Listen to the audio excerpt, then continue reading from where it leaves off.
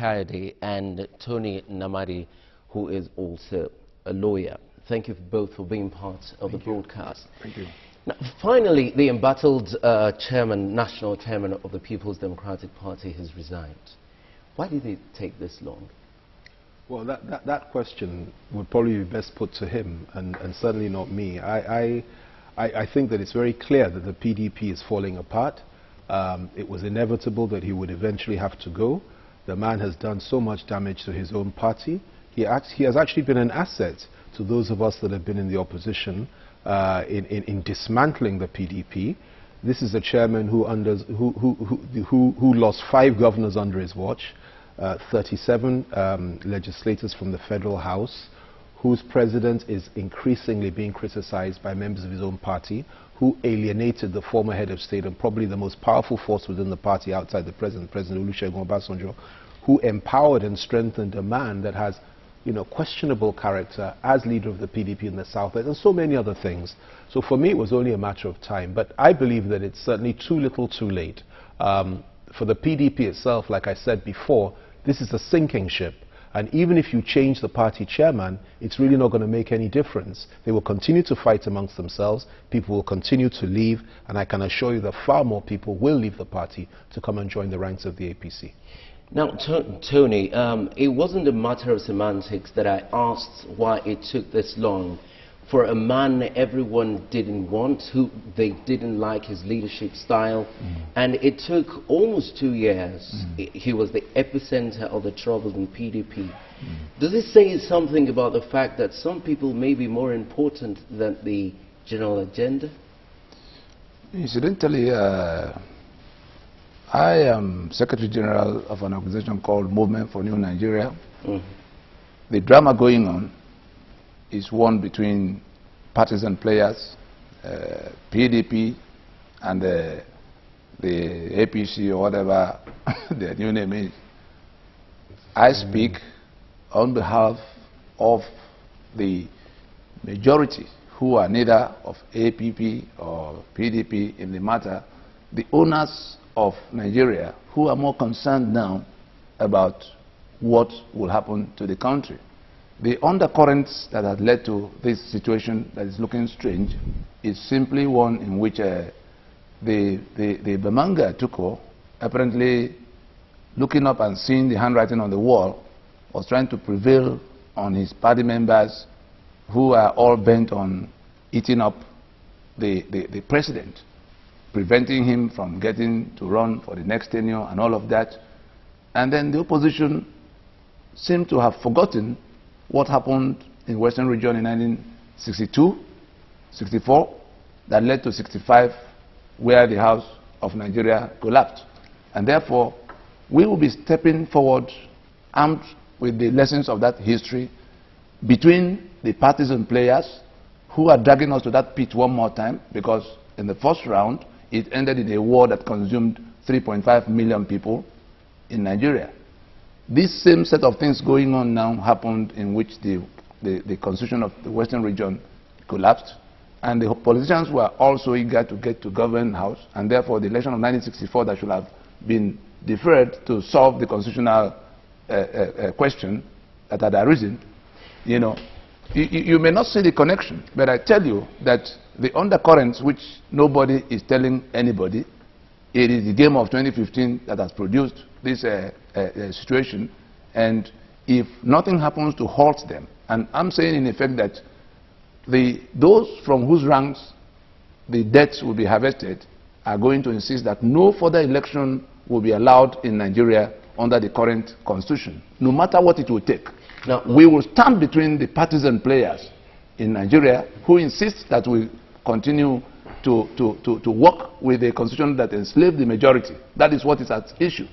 I'm perceiving from your body language that you have something to say about the perspective he just brought to the issue. Well, I mean, this is a country that espouses the democracy and freedom of speech and expression, and anybody can say anything about anybody or anything at any time. So, I welcome his comments.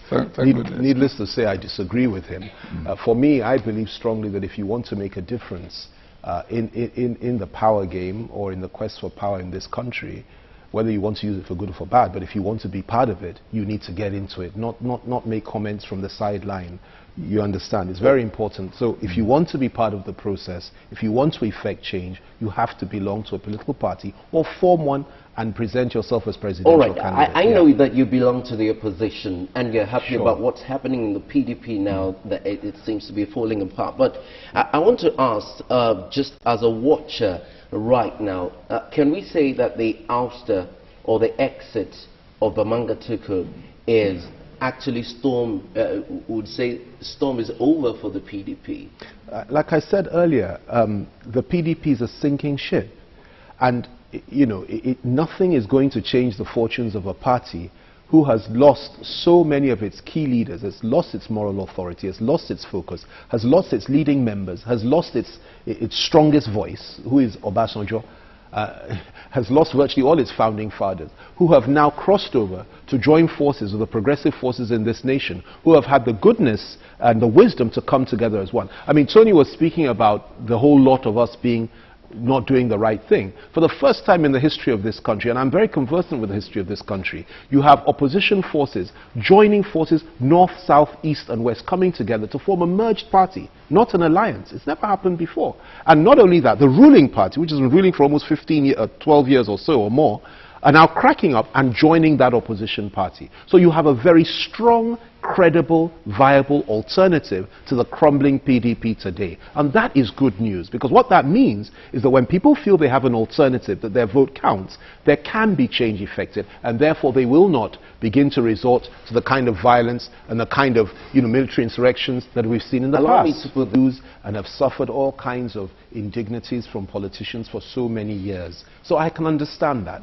But the answer to it is not to be skeptical and not to say that nothing can change. The answer to it, if you feel strongly enough about it, is to get involved and change. Form your own. Well, yes. If you don't like PDP, yes, fine. If you don't like APC, fine.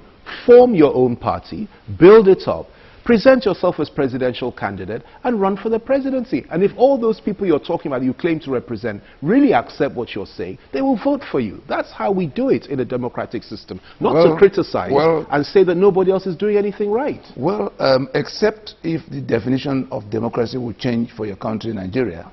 The democracy, I know, is one in which you're talking about a government of the people, by the people, for the people. There are three legs.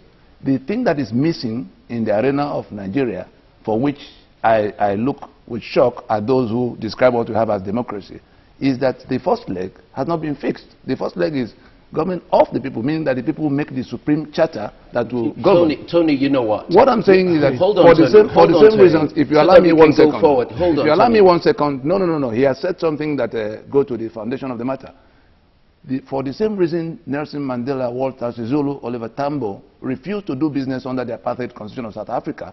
They had their ANC, he wasn't contesting election. They said they will not do anything until they have a constitution that can define the rules of the game. Today, we are in that same situation, and we have, Tambo said that all of those in all the parties come to 25%. You know what? Allow me to cut you. Yes. Now, you don't believe in the process.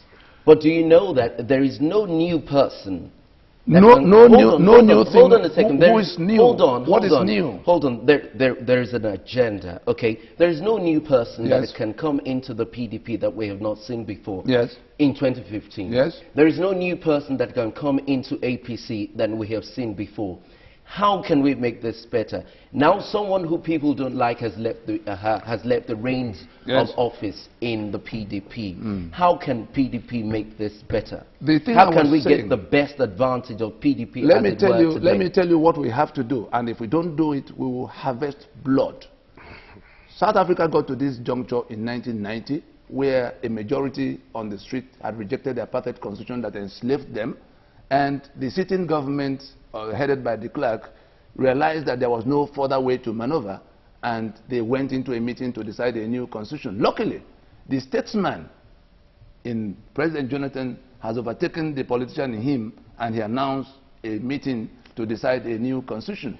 Those of us who are neither of PDP or APC are saying that we will attempt. If we fail, that's a different matter. will come in between and prevent any further election under this constitution until we have decided how we live in the union. Who is likely, okay, who do we see that might likely take over? I don't care to know what all of them are the same set of people. What has changed? Who has changed? Mr. Moderator, let us just get this very clear. Yes. You know, this is the Constitution of the Federal Republic of Nigeria. Made by who? Excuse me. Do you mind if I finish? Carry on. This is the Constitution of the Federal Republic of Nigeria. It's not a. Allow him. I really am surprised that you bring me on a program when we don't even know what we're talking about. I thought we were here. No, let's get serious. I thought we were here to discuss serious issues, not whether or not we're actually running a democracy in this country. Now, let me explain this to you. This is a constitution.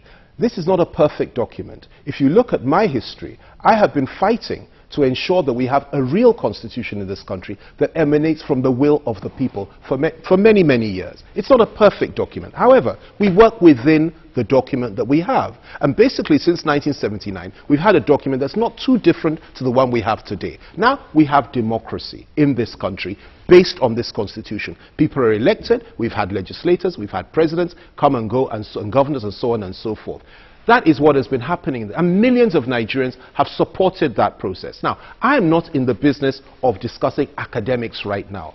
I'm in the power game. I'm in the business of trying to ensure that our country gets the kind of governance that it deserves and the kind of president it deserves. The vessel which we use to achieve that is either you go to a political party called the PDP, which is crumbling and has messed up the governance of this country, or you go to a newly emerging party, which is called the APC, or, if you like, you form your own party, call it Tony Party, and fly your flag and tell the world, listen, when I become president, I'll change the constitution, I'll change the economy, and I'll make Nigeria a better place. Mr. Van Kaiden, you also need to understand. Yeah, I'm sorry, let me just finish. That is how this game is played. Now, insofar as that is how the game is played, we need to understand that we must play that game very, very effectively and very well, because the people that are in power today are not interested in leaving power. He spoke about Goodluck Jonathan being a statesman. What is statesman like in the sort of things that has been going on in this country in the last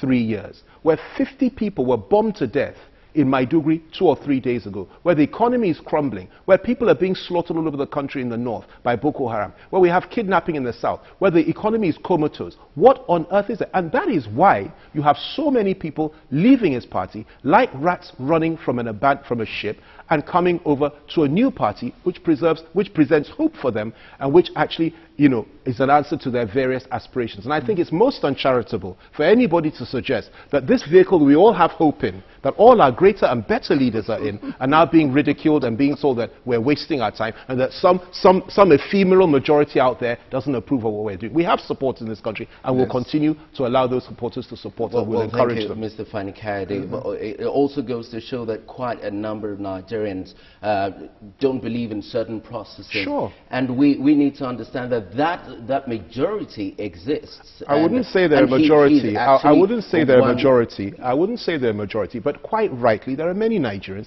that are skeptical about the process. And I agree with Tony on that. And we need to try to win them over. We need to try to win people. I would be delighted to have him, because what he said here makes a lot of sense. He's absolutely right about the Constitution. We need people like this to come and participate and help us change the system, not to shout from the sidelines. We're not shouting from the sidelines. The change we're pursuing is one that will end in a referendum on this matter, whether we'll have a union. I'm told that we've exhausted our time on this topic. Thank you both for coming. I've been speaking with former Minister of Aviation, Femi Fani-Kayode, and a lawyer, I believe, based in Lagos, Tony Nnadi. Thank you both for coming.